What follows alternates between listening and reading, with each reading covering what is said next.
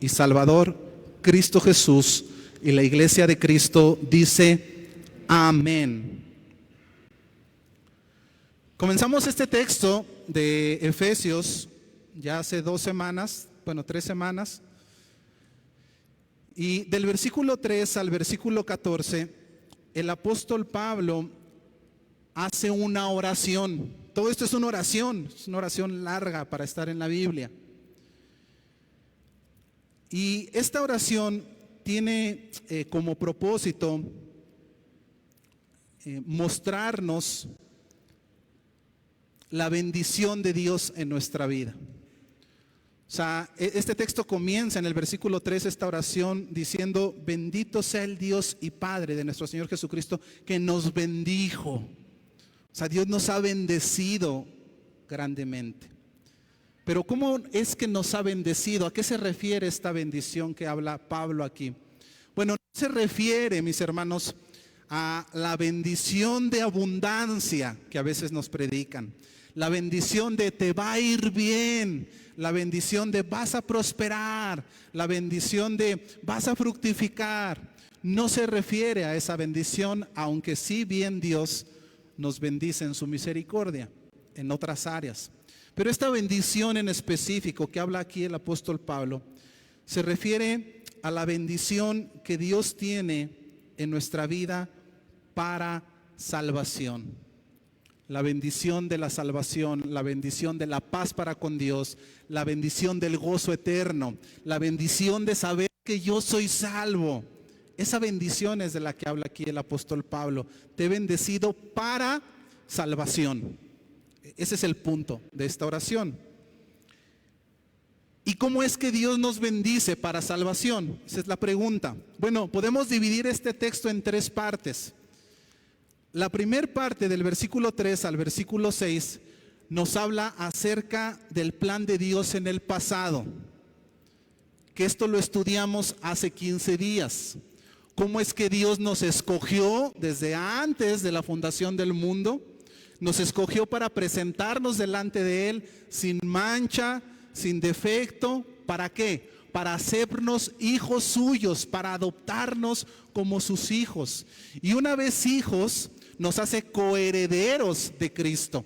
Es decir, que recibimos toda la herencia, todas las bendiciones que son para el Señor Jesús, ahora también son para los hijos adoptivos, que son todos aquellos que vienen a Cristo en arrepentimiento y fe. Y esto, ¿por qué lo hizo Dios? Por amor a ti, por amor a mí, por el beneplácito de su voluntad. Así comienza esta bendición que tiene Dios para salvación, con un plan pensándonos para salvación. Eso lo vimos hace 15 días. Si no tuviste la oportunidad de estar, puedes verlo en la página de Facebook. Pero hay una segunda parte que veremos en la mañana de hoy, y una tercera parte que veremos la próxima semana. Esta segunda parte es el plan de Dios para nosotros en el presente, y tiene que ver en cómo es que Dios nos salvó. O sea, ya vimos que Dios nos escogió, nos hizo limpios, nos hizo santos, nos adoptó como hijos por amor. Eso fue lo que ya evaluamos del versículo 1 al versículo 6. Pero en la mañana de hoy, mis hermanos, vamos a ver cómo es que Dios llevó a cabo ese plan. Es decir, cómo es que te salvó, cuál fue el medio de operación para poder Dios bendecirte para salvación. ¿Cómo es que Dios te ha salvado? Hablamos de una bendición de salvación. ¿Cómo es que Dios ha decidido salvarnos? Y eso lo podemos resumir en una sola palabra que está en el versículo 7 de tu Biblia. Si lo puedes ver ahí, no es necesario que lo proyectes. Se resume en una palabra: la redención. La redención. Y justamente el apóstol Pablo, mis hermanos, en estos versículos del 6 al 10, nos habla acerca de los aspectos de la redención. Y es lo que vamos a estudiar en la mañana de hoy, y es lo que da título al mensaje de hoy: los aspectos de la redención. Ese es el tema de hoy. Pablo, del versículo 6 al versículo 10, nos enseña profundamente qué consiste redención. Entonces vamos a meditar en eso. Ahora, yo sé que muchos están pensando: ¿quién sabe qué cosa es la redención. No entiendo, quién sabe de qué va a predicar, porque si va a predicar de los aspectos de la redención, yo ni siquiera sé qué es la redención. Entonces vamos a empezar a definir qué es la redención. Mis hermanos, esto es una doctrina esencial. Esto es algo bien importante, que si tú eres creyente, es algo que tú tienes que tener en tu mente y en tu corazón muy claro, muy claro. Si alguien te pregunta qué es la redención, tú tienes que saber explicar qué es la redención. Es una base fundamental del cristianismo. Pero vamos a empezar por definirlo. Redención, en palabras más simples, significa liberación o pagar un rescate. Es un rescate, te ha rescatado, te ha librado. ¿De qué?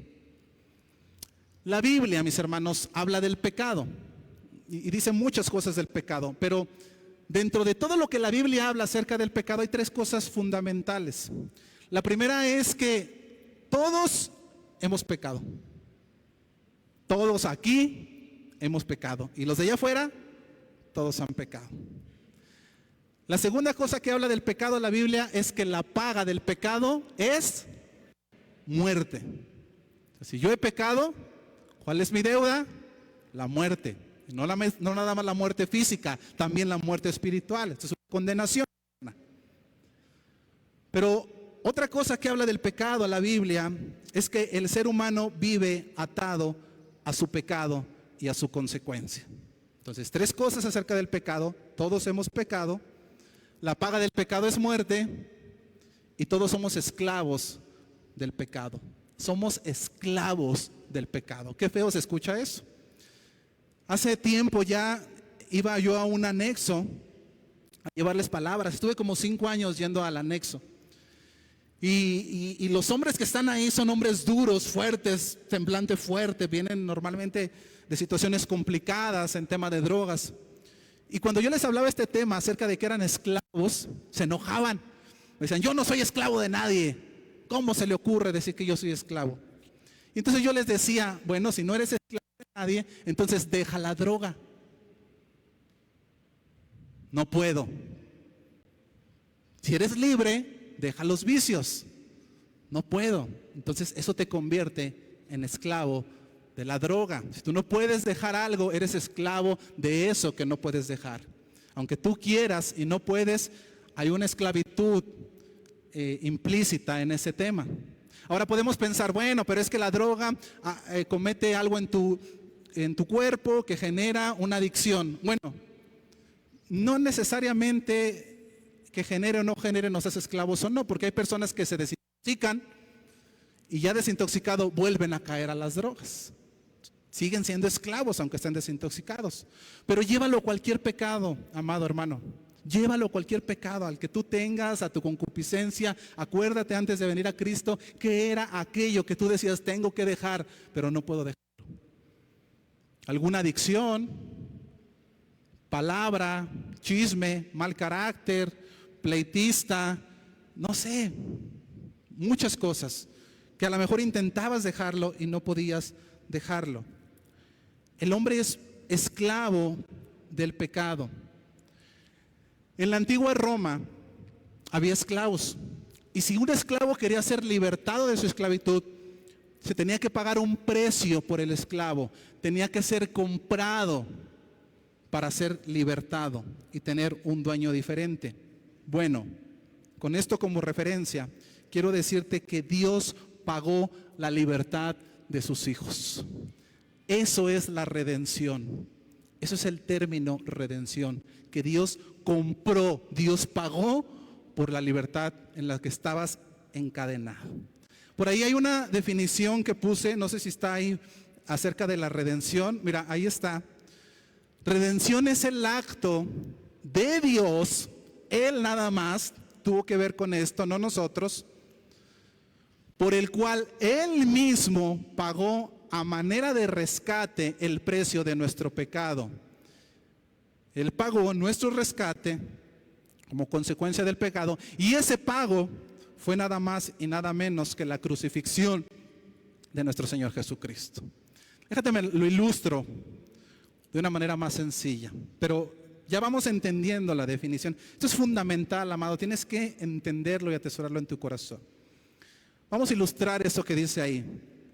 Imagina que un joven rompe una ventana muy costosa. Estaba jugando, no sé, fútbol y quizás rompió algo que costaba muy caro, un vidrio demasiado caro. Ahora el dueño se ha dado cuenta, lo ha tomado y el dueño exige que se le pague el precio por la ventana. El joven está atado a una deuda. Pero este joven tiene un hermano mayor, el cual se da cuenta, va, lo asiste. ¿Qué pasa? Tengo esta deuda, rompí esto. Y el joven que sí tiene dinero, el hermano mayor, paga por el precio de esa ventana. Así que ahora el joven queda libre de la deuda que tenía, de la obligación que tenía, no porque él haya hecho algo, sino porque su hermano que lo amaba vino y pagó su deuda. Bueno, esta ilustración, aunque es muy sencilla, da luz para entender de manera práctica lo que es la redención. La ventana rota representa nuestro pecado. El pecado que tú hayas hecho, esa es la ventana rota. La deuda representa la consecuencia del pecado. Mi hermano, ese joven debía dinero. Nosotros debemos por causa del pecado nuestra vida. Es decir, la paga de mi pecado es muerte. Yo estoy endeudado por mi pecado y tengo que pagar por mi vida. Y no nada más en la muerte física, sino en una muerte eterna. O sea, mi condenación es la paga por mi pecado. Ve el precio de la ventana que rompimos. Es muy caro. Quizá pudiéramos pensar, bueno, pero eso es demasiado. Ese es el precio. Eso es lo que cuesta el pecado que nosotros hicimos. Ahora estamos endeudados a una eternidad en condenación por cuanto hemos pecado. Esa es la deuda que tenemos. El hermano mayor obviamente representa ¿a quién? A Cristo Jesús. Y el pago no fue efectivo, sino fue el sacrificio de Cristo en esa cruz. De manera que ahora podemos entender el tema de la redención. Es el pago por la deuda que teníamos de nuestro pecado. Ahora, pudiéramos quedarnos aquí y decir, bueno, hemos entendido lo que es la redención. Sin embargo, mi hermano, es más profundo que romper una ventana y es más profundo que un hermano mayor pagando una deuda y es mucho más profundo que yo deba dinero a algún lado. ¿Por qué? Porque la redención costó la sangre de Cristo. Cristo tuvo que ir a la cruz para pagar nuestra deuda. Y es por eso que el apóstol Pablo en estos 6 versículos, del versículo 6 al 10, nos enseña profundamente aspectos de la redención. O sea, aspectos acerca del pago por nuestro pecado. Entonces vamos a analizar eso, elementos de la redención. Vamos a verlos. Menciona 4 elementos del versículo 6 al 10. Y el primer elemento es el Redentor. Eso es lo primero que tenemos que meditar cuando pensamos en redención, en el Redentor. Acompáñame al versículo 6 nuevamente. Viene hablando de la salvación el texto. Y en el versículo 6 dice, la salvación es para alabanza de la gloria de su gracia. Está hablando acerca de Cristo, la cual nos hizo aceptos en el amado. ¿Quién es el amado? No voy a decirle el que tengo aquí al lado. El amado, mis hermanos, en este versículo se refiere al Señor Jesucristo. Él es el Redentor. Él es el que pagó nuestra deuda. ¿Quién pagó tu deuda? Cristo, el amado. En Él tenemos redención de pecados. Él es el pagador. Ahora, esto pudiera sonar casi una obviedad, así como, ay, pues claro, ¿quién más va a pagar la redención? Sin embargo, el mundo allá afuera no cree que Cristo sea el pagador, no cree que Cristo sea el redentor. Y aún muchos cristianos hoy en día a veces tampoco les queda claro acerca de quién es el que paga.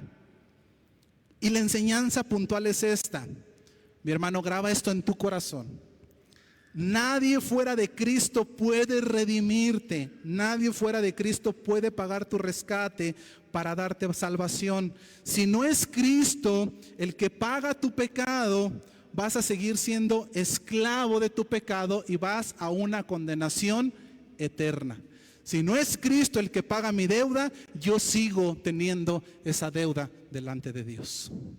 Es Cristo, únicamente Cristo. Hace un tiempo cuando todavía trabajaba en la zona industrial, llegaron unas personas y nos ofrecieron el negocio de nuestra vida, algo que llamaban la flor de la abundancia. ¿Algunos han escuchado de eso? Era un negocio piramidal, donde tú entrabas con una inversión y sin hacer nada ganabas 700% de lo que habías invertido. Suena bien, ¿verdad? Obviamente era un fraude. Dabas y se desaparecía la flor de la abundancia. No te pedían poca inversión. Suena increíble, pero a todos los que estaban ahí a mi alrededor, que les invitaba, todos cayeron. Como la ambición, y no era poco dinero, les pidieron 20,000 pesos para invertir y les iban a regresar más de 200,000 pesos. No, pues les brillaron los ojos, dijeron vamos a invertir.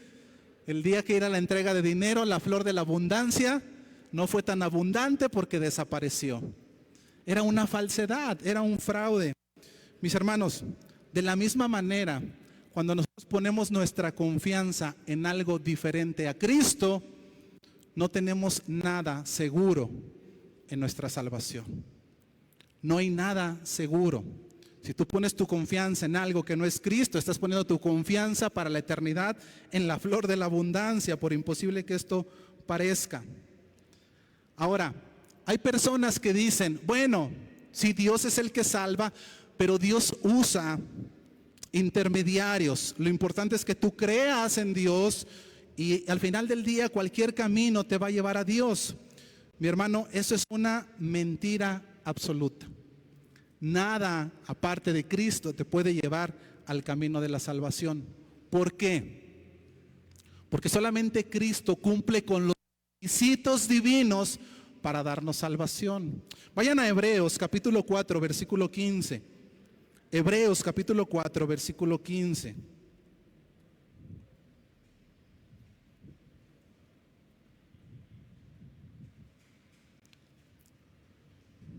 Mis hermanos, muchos ponen su confianza para salvación, y lo digo con todo respeto, si hay alguien aquí de la religión tradicional, en los santos, en las vírgenes, en las energías, en San Judas, está de moda.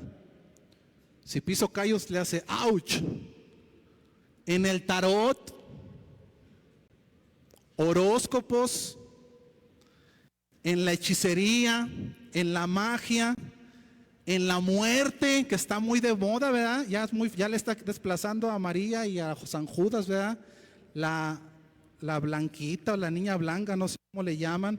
En los demonios, en los ancestros, en la naturaleza, en los planetas, en el universo, en otras personas, en sí mismo, en sus propias fuerzas. Mi hermano, el problema es que nada de eso paga tu deuda con Dios. Nada de eso paga tu deuda con Dios. Solamente Cristo cumple el requisito. Vaya a Hebreos 4:15. Dice, porque no tenemos un sumo sacerdote, hablando de Jesús, que no pueda compadecerse de nuestras debilidades. Cristo entiende cómo te sientes. Él sabe tu corazón. Él sabe lo que estás sufriendo. Él sabe lo que estás padeciendo. Él te entiende perfectamente. Él sufrió también. Él se compadece de nuestras debilidades porque sabe lo que estamos pasando. Pero no tenemos un sacerdote que no nos entienda, sino uno que fue tentado en todo según nuestra semejanza. Igual que nosotros, Jesús fue tentado en todo lo que caminó, pero con un detalle diferente. ¿Cuál fue? Pero sin pecado. Sin pecado. Por eso Dios Padre dijo, este es mi Hijo amado, en él tengo complacencia. Hermano, ¿por qué el Padre se complacía en el Hijo? Porque fue el único que cumplió el estándar de santidad para poder pagar la deuda que nosotros teníamos. Nada más Él, no hay nadie más.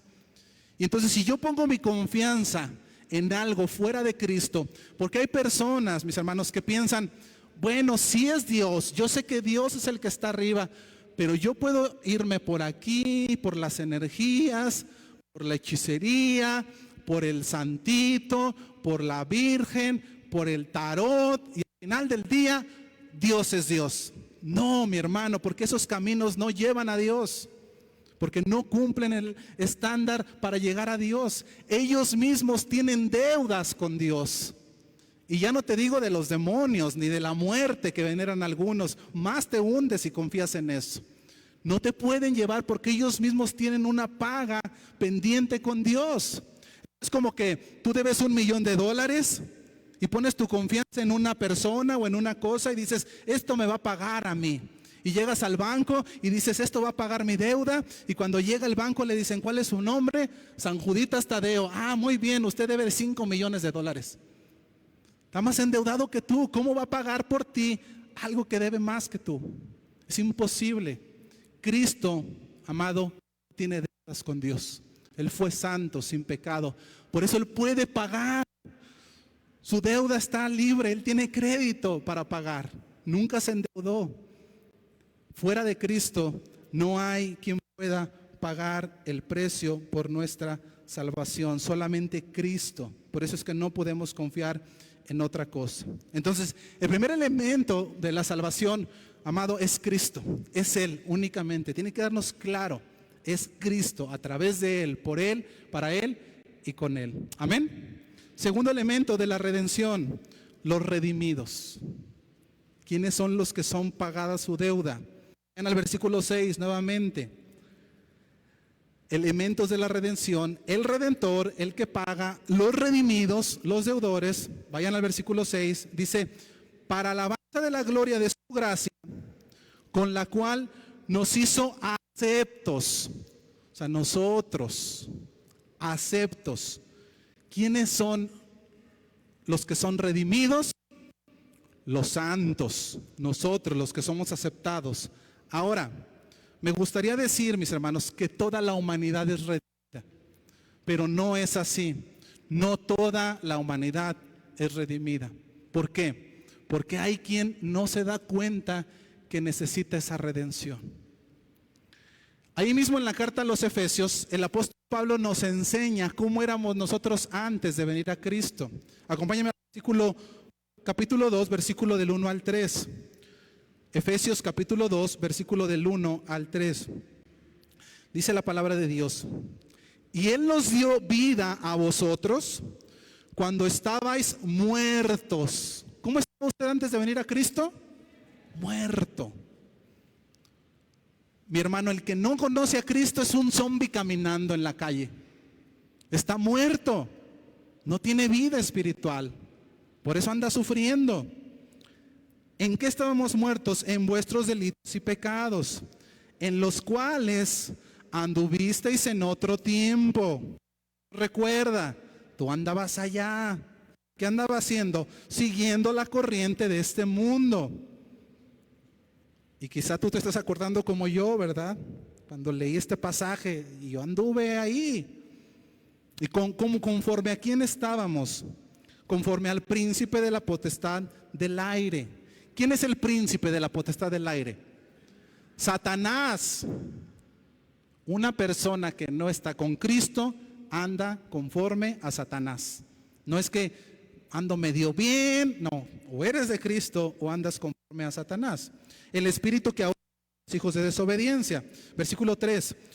Entre los cuales también todos nosotros vivimos en otro tiempo en los deseos de nuestra carne, haciendo la voluntad de la carne, hacíamos lo que nos daba la gana, no teníamos un gobierno, lo que creíamos que estaba bien, eso hacíamos, y de los pensamientos, y éramos por naturaleza hijos de ira, lo mismo que los demás. O sea, estábamos bajo la ira de Dios antes de venir a Cristo, éramos hijos de ira. Mi hermano, la única persona que existe sin Cristo es pecador. No hay más. Si tú dices, es que es medio bueno. No, es una persona que está conforme al príncipe de la potestad del aire. Está en sus delitos y pecados. Vive en pecado. Y necesita ser redimido. ¿Quién necesita redención, mi hermano? Todos necesitamos redención. Todos necesitamos redención. El problema es que no todos se enteran que necesitan ser redimidos. Ese es el problema. Hay una novela muy conocida que se llama Los Miserables, de Víctor Hugo. Algunos la han leído y si no te gusta leer, ya está la película en Netflix por si quieres buscarla. Y ya están ahí googleando a ver si está. En esa película sale un actor, uno de los actores principales, que se llama Jan Valjean. Y este hombre era un ladrón que había pasado 19 años en la cárcel. Este hombre ahora estaba resentido con la sociedad. Odiaba a la sociedad porque decía, es injusto que yo esté 19 años en la cárcel por haber robado. El problema fuerte de este hombre, mi hermano, es que él no se veía como un ladrón que le había hecho daño a la sociedad. Él se veía como una víctima a la cual le estaban haciendo una injusticia. Y entonces él vivía su vida como víctima y no como alguien que podía haber hecho lo malo. Creo que algunos están entendiendo a dónde los quiero llevar. Mi hermano, así somos nosotros.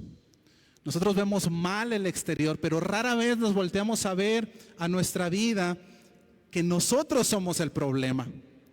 Nosotros somos el pecado. Tendemos a culpar, amado, lo que nos pasó en el pasado, lo que nos pasó en el presente, para justificar lo malo que somos ahora. Y quizás te pasó algo muy malo, y no minimizo tu dolor, que Dios traiga paz a tu corazón. Sin embargo, yo no puedo tomar eso malo que a mí me pasó para justificar mi pecado en el presente. Yo soy así porque de niño me hicieron esto. Yo golpeo porque a mí de niño me golpeaban. Es que delante de Dios eso no es justificación. El pecado puede tener una explicación, pero jamás va a tener una justificación delante de Dios. El problema es que no alcanzamos a ver que nosotros tenemos el problema de pecado. Hace algunos años le compartí el evangelio a un señor, a un conocido. Un señor ya de edad, tenía a su esposa, tenía a sus hijos ya profesionistas, padre de familia, un buen trabajo, una vida estable. Y después de que le compartí el evangelio, él decía, yo no necesito de eso, yo estoy bien, yo no necesito ir a la iglesia, yo estoy bien con Jesús, yo no tengo un problema, no necesito acercarme porque soy una persona correcta, nunca he robado, nunca le he hecho mal a nadie, nunca he ido a la cárcel, nunca he matado, pago mis impuestos. Desde su punto de vista él era mejor que los demás. Pero yo que conocía su vida, yo sabía que era un hombre de carácter muy feo, trataba mal a la gente, tenía empleados, les hablaba horrible. Y yo decía, ¿cómo no se da cuenta que tiene necesidad de cambiar? No es normal que le hable así a la gente. Entonces cuando lo invito a Cristo dice, no, yo soy bueno. No se había visto en su pecado. Era un hombre que engañaba a su esposa de manera emocional. La esposa le cachaba los mensajes de texto a otras mujeres. ¿Y sabes qué decía? No te estoy engañando porque son mensajes de texto. Son fantasías, eso cualquiera lo hace. El problema es que la Biblia le llama adulterio. Entonces, ¿qué estaba haciendo ese hombre? Justificando su pecado. Cuando se equivocaba, cuando la regaba, cuando trataba mal a su esposa, a sus hijos, a los compañeros de trabajo, no pedía perdón, porque él decía, pedir perdón es signo de debilidad. ¿Cuántos varones machos alfas, lomo plateado, usted conoce que dicen, no me retracto, yo no pido perdón, que yo soy el jefe? Mis hermanos, no has entendido tu pecado. No entiendes que tienes un problema. Cuando alguien lo confrontaba y le decía, estás mal en esta situación, se ponía iracundo y decía, no es cierto, y culpaba a otros. Y cuando era irremediable de que él había regado, de que él se había equivocado, aún así no se disculpaba, él solamente decía, bueno, pues así es la vida. Y aquí el que no pisa, lo pisan, así que ahí te va. Y él pisaba primero. Lo bueno que aquí no hay ninguno de esos. Gloria a Dios. Pero si un día se encuentra a alguien, bueno, usted ya sabe qué le tiene que decir. Mi hermano, esta persona se veía como alguien que no necesitaba cambiar. Ese es nuestro problema, que nos vemos buenos. nos vemos muy buenas personas, porque no matamos, porque no somos ladrones, porque no soy John Van Yan en Los Miserables que está en la cárcel. Cuidado, mis hermanos, porque eso nos limita de la redención. Una persona no es redimida si no primero entiende su necesidad de su deuda delante de Dios. Necesitas entender que tenemos una deuda. Cuidado con pensar que estamos bien y todos los demás están mal. Cada día debes de examinar tu corazón. Cada día tienes que pararte y decir, Señor, ni siquiera es pregunta. Es, Señor, he pecado. Señor, ayer pequé, hoy pequé, te he fallado, soy un vil pecador, perdóname, Señor. Esa es nuestra oración diaria, porque entendemos que fallamos todos los días. Si nosotros no entendemos, amado, que somos malos y que necesitamos redención cada día, no va a haber una redención en nuestra vida, porque creemos que no la necesitamos. Es por eso que Dios nos llama con un corazón contrito y humillado. Tenemos que entender nuestra necesidad de perdón, que tenemos una deuda con Dios y que todos los días necesitamos ser lavados de nuestros pecados. Nosotros somos Jan Van Yan en Los Miserables, pero tenemos que aceptarlo, tenemos que entenderlo. Hay incluso quien viene a la iglesia, mi hermano, y no se ve como pecador, no piensa que está mal, no quiere pedir perdón. Porque si yo estoy bien, examina tu corazón, necesitas también redención. Todos necesitamos redención. Entonces, elementos de la redención, el Redentor, que es Cristo únicamente, los redimidos, ¿quiénes son? Todos los que necesitan redención, todos nosotros, pero solo aplica a aquellos que reconocen su necesidad de ese perdón. Si yo no reconozco y yo pienso que estoy bien, mi hermano, pues no va a llegar esa redención. Todos necesitamos redención. Tercer aspecto de la redención, el precio de la redención. ¿Cuánto costó, mi hermano, liberarte de tu condena eterna? ¿Cuánto costó? ¿Cuánto vale tu alma? Vayan al versículo 7 de Efesios 1. ¿Qué precio le pondrías a tu alma, amado hermano? ¿Cuántos lingotes de oro vale el alma de tu hijo, por ejemplo? O de tu madre. ¿Cuánto vale? Dice el texto 7, en quien tenemos redención, en otras palabras, en quien tenemos el pago de nuestro pecado, por su sangre. ¿Cuánto valió tu alma? Su sangre. Y amado, esta es una figura. Nosotros como cristianos somos muy dados a emplear esta palabra, por la sangre de Cristo, somos limpios por la sangre de Jesús, la sangre de Cristo me limpia de todo pecado, la sangre de Cristo tiene poder. Pero la sangre de Cristo, mi hermano, es una figura que habla de qué cosa, de su muerte. O sea, cuando hablamos de la sangre de Cristo, estamos hablando en una figura que está hablando de la muerte de Cristo. Entonces, en otras palabras, el pago de nuestro pecado fue la muerte de Cristo en esa cruz. Cristo pagó con su vida por nuestros pecados. El problema es que nosotros a veces pensamos, amados, que nosotros podemos pagar nuestro pecado. Que nosotros podemos hacer cosas, que podemos hacer obras para estar bien con Dios. No te alcanza a pagar. No podemos ni pagar la deuda de Coppel. ¿Tú crees que vas a pagar tu alma? Ni la salud pagamos. Nos enfermamos, no nos hallan. No, pues hay que ir con el especialista que cobra 200,000 pesos. No, ya, sí, déjalo. Ahí me muero tranquilamente. No podemos, mi hermano. La paz no la podemos comprar. ¿Cuánto valdrá el alma?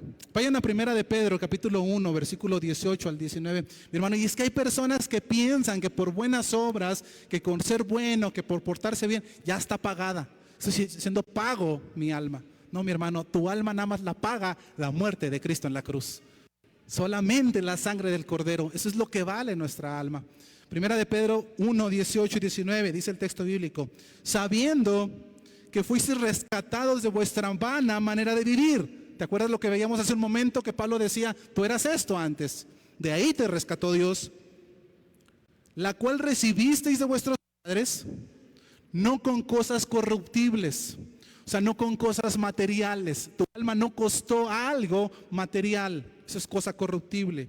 Y da ejemplos. ¿Qué cosas corruptibles? Como el oro, la plata, son cosas que se acaban. No fuiste pagado por precio de algo material.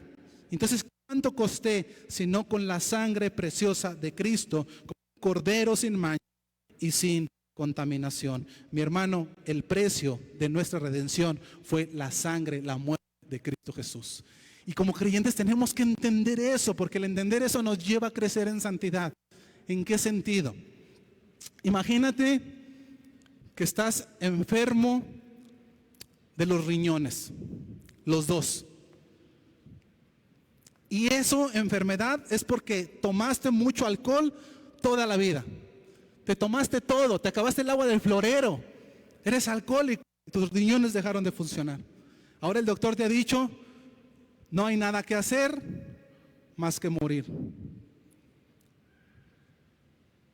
Puede alguien donarte los riñones, pero resulta que el único compatible con tus riñones es la persona que más amas en este mundo. Y necesitas los dos. Por tu debilidad necesitas los dos. No hay manera de que se diera uno. Eso implica que si la persona que más amas te los dona, esa persona moriría. Ahora imagina que un día llegan por ti, te ponen anestesia, no te preguntan, te llevan al hospital y cuando tú despiertas, dice el doctor, felicidades, el trasplante ha sido un éxito, usted está para tener una larga vida. ¿Qué pasó? Esa persona que te amaba tanto, que tú amabas tanto, te ha donado sus riñones. ¿Y dónde está? Tuvo que hacer un sacrificio por ti. No había manera. Él lo hizo, firmó y nosotros hicimos el trabajo que teníamos que hacer. Mi amado, ahora estás con mucho dolor, pero ahora tienes un agradecimiento profundo y eterno por ese ser amado. Yo te preguntaría, ¿tú crees que saldrías de ese hospital a seguir tomando y deshonrando la memoria de aquel que sacrificó por ti para darte vida y puedas vivir en este mundo? Cualquier persona con un pequeño de raciocinio diría, jamás vuelvo a probar una gota de alcohol porque eso costó, mi pecado costó la vida del ser que más amaba. Mi amado, eso es real. Eso lo hizo Cristo por ti en la cruz. Él dio su vida. Y tenemos que entender que el precio de mi vida fue la vida de Cristo. Porque entonces mi manera de ver el pecado cambia. Ahora yo no lucho con el pecado o no dejo de pecar porque son reglas que me dijeron en la iglesia. Porque el pastor dijo que no se podía hacer eso. Porque mi mamá me va a regañar si lo hago. Porque a mi esposo no le parece si lo hago. No, porque ahora entendemos el precio. Y entonces decimos, ¿cómo voy a deshonrar el precio de aquel que me dio vida y vida eterna? Al contrario, ahora voy a intentar vivir para su gloria, honrando ese sacrificio de Cristo. Pero es hasta que entendemos el precio que crecemos en santidad, que tiene sentido adorar a Dios, que tiene sentido el vivir sin pecado, que tiene sentido el cuando eres tentado, esa fuerza que te ayuda a luchar y decir, no voy a deshonrar al que pagó su vida por mí. Esto de la redención es profundo, amado, que una ventana y un hermano mayor pagando el precio. 3 aspectos de la salvación: el redentor, los redimidos, el precio por el pecado. Finalmente, y número 4, los resultados de la redención. ¿Qué pasó después de que Cristo me redimió? Versículo 18 y 19. Perdón, versículo 8 y 9. 7, 8 y 9 de Efesios 1. 7, 8 y 9 de Efesios 1. ¿Cuál es el resultado de la redención? En quien tenemos redención por su sangre, el precio de pecados, según las riquezas de su gracia. Escucha esto. Una vez que nos redime, ¿qué pasa en nosotros? Que nos hizo sobreabundar para con nosotros en toda sabiduría e inteligencia, dándonos a conocer el misterio de su voluntad según el beneplácito, el cual se había propuesto en sí mismo. ¿Cuál es el resultado de la redención en nuestra vida? Bueno, Pablo dice en el versículo 3 que toda bendición espiritual, pero en este texto habla específicamente de dos cosas. Una, el perdón de nuestros pecados. Versículo 7, en quien tenemos redención por su sangre. ¿Qué tenemos por su sangre? El perdón de pecados. ¿Sí está conmigo en el texto? ¿Y qué más tenemos por su sangre? Versículo 9, nos da a conocer el misterio de su voluntad según el beneplácito del mismo. O sea, este texto nos dice que por su sangre nosotros ahora tenemos perdón y sabiduría. Tenemos el conocimiento de Dios. Vamos a ver estas dos cosas. Primero, el perdón de pecados. ¿Qué viene con la redención? El perdón. Los judíos tienen una fiesta, la más solemne o más santa, que le llaman el Yom Kippur. Y en esa celebración toman a dos machos cabríos, matan a uno de ellos, lo sacrifican, la sangre la rocian en el altar como sacrificio del perdón de los pecados. Y al otro cordero, al otro macho cabrío, el sacerdote ponía sus manos sobre su cabeza como señal de que estaba poniendo todos los pecados del pueblo sobre ese macho cabrío. Y después tomaban ese macho cabrío y se lo llevaban al desierto, lo más lejos que pudieran, de modo que no pudiera regresar. Y eso simbolizaba que los pecados del pueblo se habían perdido para nunca jamás regresar. Obviamente eso no quita el pecado, pero una figura de lo que Cristo vendría a hacer años después. Ahora, observa esto, nota esto, escucha esto. Cristo, cuando muere en la cruz, literalmente toma todo el pecado del mundo y lo pone sobre su cabeza como ese macho cabrío para pagar por esos pecados, y luego lo lleva al desierto infinito para nunca más volver. O sea, tu pecado ha sido perdonado completamente. Completamente ha sido perdonado tu pecado. Piensa en lo peor que hayas hecho sin Cristo. Amado, está perdonado. Está perdonado. No hay deuda delante de Dios. No hay deuda. Eso debe llenarnos de gozo, eso debe de tirarnos y decir: Señor, perdóname, te alabo, te adoro. Vayan a Hebreos capítulo 10, versículo 16 y 17. Hebreos 10, 16 y 17. Dice el texto bíblico: este es el pacto que haré con ellos después de aquellos días, dice el Señor. Pondré mis leyes en sus corazones y en sus mentes las escribiré. O sea, cuando venga el Espíritu Santo a las personas que reciben a Cristo, yo voy a poner en su mente y en su corazón la palabra. Y añade, y mira esta añadidura, es hermosa: y nunca más me acordaré de sus pecados y transgresiones. ¿Cuándo se va a acordar de tu pecado? Nunca, jamás. No se acuerda Dios ya de tu pecado y de tu transgresión. Y no falta el que piense: y así de fácil. No es así de fácil, porque algunos piensan: es gratis. No, a Cristo le costó todo tu pecado. Es muy diferente, es invaluable el perdón que Él te da. Es muy diferente. No fue gratis, costó la sangre de Cristo. Pero si yo me arrepiento, amado, tengo perdón. Y ojo con esto: arrepiento, no solo pedir perdón, porque hay quien pide perdón pero sigue pecando. Y entonces dice: Hebreos dice que Dios ya me perdonó y se olvidó de mi pecado. Y si te arrepientes, si sigues con tu pecado, no te has arrepentido. Tienes que analizar eso. Arrepentimiento va acompañado con el perdón. No puedo separar el perdón del arrepentimiento. No solamente: Señor, perdóname, ahorita que salga voy a volver a pecar. Lo mismo, o voy a seguir en mi pecado. No te has arrepentido. Para ti todavía no hay perdón que se ha olvidado. Pero si tú te arrepientes en tu corazón, Cristo ha olvidado todo tu pecado y transgresión. Entonces, lo primero que viene con la redención es el perdón de pecados. Y lo segundo que viene es el conocimiento de su voluntad. Y esto es hermoso, mi hermano. Eso es lo que dice el versículo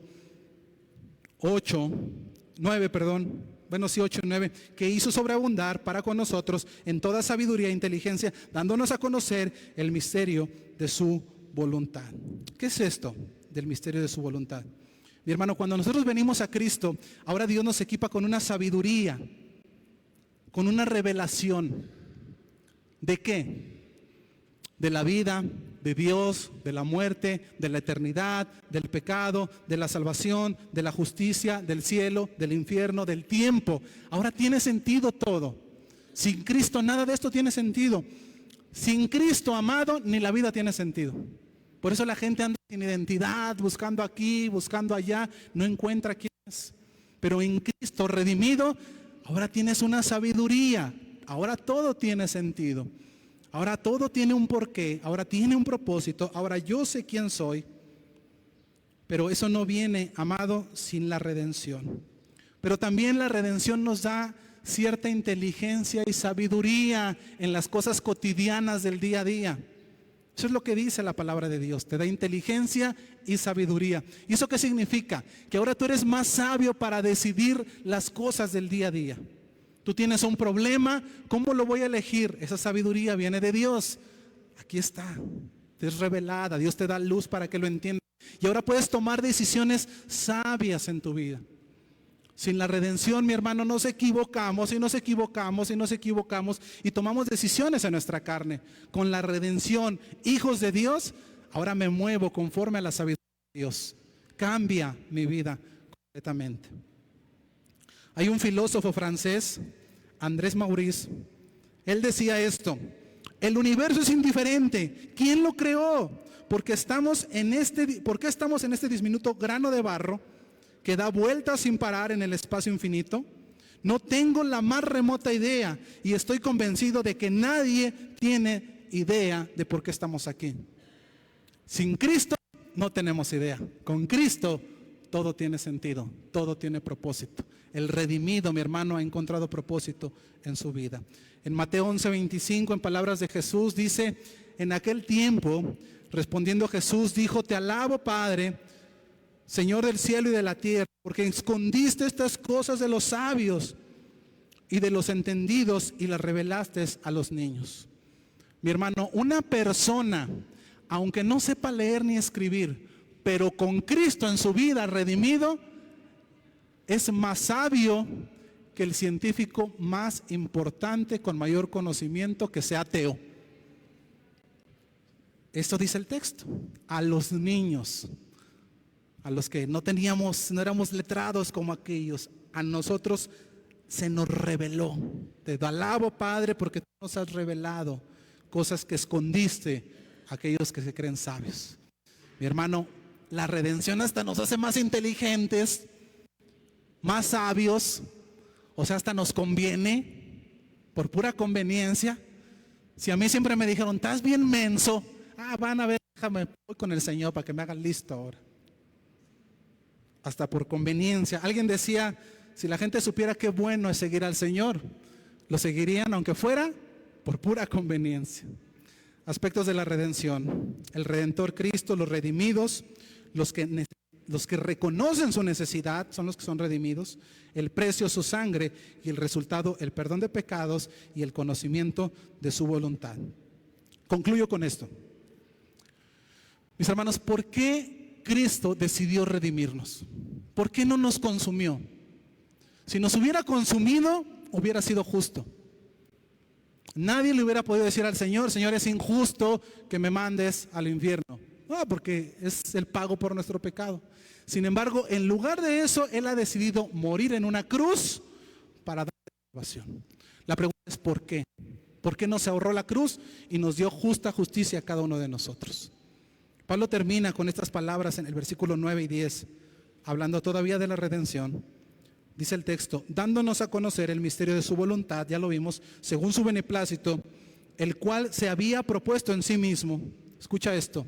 ¿Cuál era el propósito? ¿Por qué Él decidió redimirnos? Versículo 10, de reunir todas las cosas en Cristo en la dispensación del cumplimiento de los tiempos, así las que están en los cielos como las que están en la tierra. El propósito, por qué Cristo nos redimió y fue a la cruz y no nos consumió, porque Él nos va a reunir un día con Él todo y a todos en todo, todos sus redimidos. Esto da la idea, amado, de un padre que está alejado de su hijo y que desea un día volver a reunirse con él. Pero el costo de la reunión es dar todo lo que tiene. ¿Tú crees que ese hombre va a escatimar? Va a decir, doy todo lo que tengo con tal de un día estar reunido con mi hijo amado. Eso es lo que Cristo hizo. Un día voy a estar reunido contigo. Deseo estar reunido contigo. Amado, eso es lo que quiere Dios de ti. Que un día, en el final de los tiempos, cuando estemos en la tierra nueva y cielo nuevo, podamos reunirnos con ese gran Creador que nos ha amado y alabarlo y glorificarlo y gozarnos y bendecirlo. Por eso Él te amó de tal manera que dijo, yo quiero reunirme un día con Él. Por eso voy a ir a la cruz. Quiero un día estar con Él.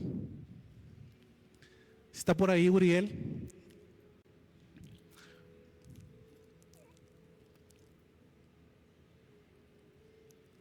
Él quiere reunirte un día. Yo sé que aquí hay gente que aún no ha sido pagado su pecado. Gente que si hoy va a la presencia de Dios, tiene todavía una deuda pendiente. Eso lo sabes tú y lo sabe Dios. Examina en tu corazón. ¿Eres hijo de Dios? No porque vengas a la iglesia, no porque desde niño conoces del Señor, no porque sirves, sino porque realmente tú has creído, tu deuda ha sido pagada. ¿Tienes paz para con Dios? ¿O tu mismo espíritu te da señal de que aún tienes una deuda pendiente con Dios? Amado, si tienes deuda pendiente con Dios, hoy es el día de salvación para ti. Hoy es el día en que Dios está escribiendo el cheque que dice tu nombre y dice, a cuenta de, aquí está el pago. Pero tienes que venir a Él en arrepentimiento y fe. ¿Quieres entregarles tu vida al Señor en esta tarde? ¿O quieres seguir teniendo tu deuda con el que a un día vas a tener que dar cuentas? Un día vamos a estar delante del Creador, amado. ¿Cómo vas a llegar a Él? Y de una vez te digo, sin Él en esta vida no hay nada. No hay identidad, no hay propósito, no hay gozo. Solamente en Cristo. Ponte de pie, iglesia. Quiero invitarte a que seas bien valiente y que pases aquí al altar.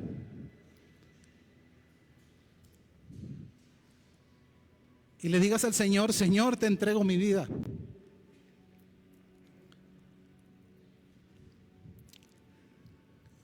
Señor, paga mi deuda. Señor, tengo una deuda pendiente. Pero hoy quiero entregarte mi corazón. Hoy quiero que tú pagues, que la sangre de Cristo sea puesta en mi cuenta y pague la deuda que yo tengo. Hoy quiero experimentar ese gozo de salvación. Ven a Cristo. Es el único camino, es el mejor camino. Ven, entrégale, ríndete. Ríndete al Señor. Quizá Dios ha estado tratando contigo estos tiempos con el propósito de hoy decirte lo que has escuchado y decirte, ríndete. No puedes, separado de Dios, nada vas a poder hacer. Ven a Cristo, entrégale tu vida, dile, Señor, aquí está mi alma, todo lo que soy, todo lo que tengo, te lo entrego a ti.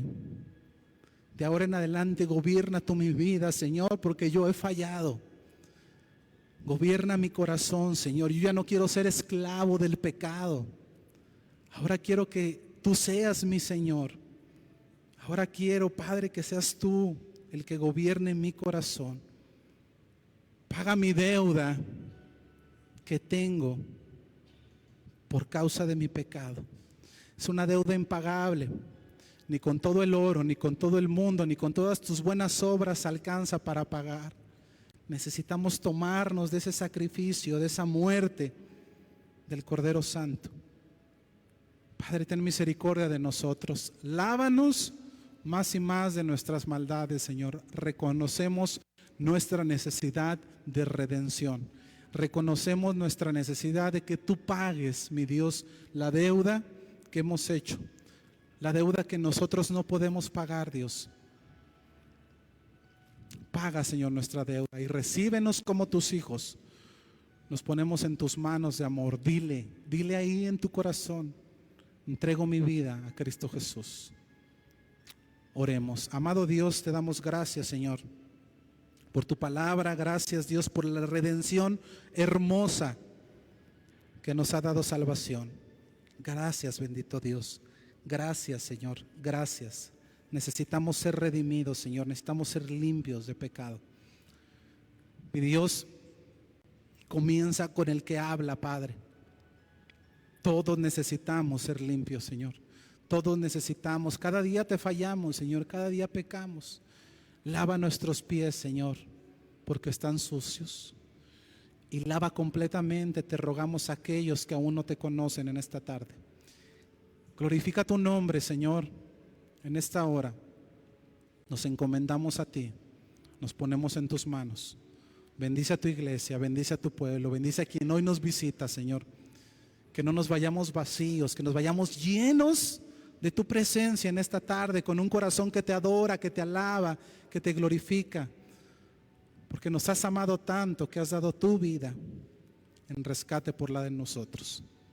Te damos la gloria y la honra en el santo nombre de Cristo Jesús. Amén y amén. Dios te bendiga, amada iglesia. Salude a sus hermanos.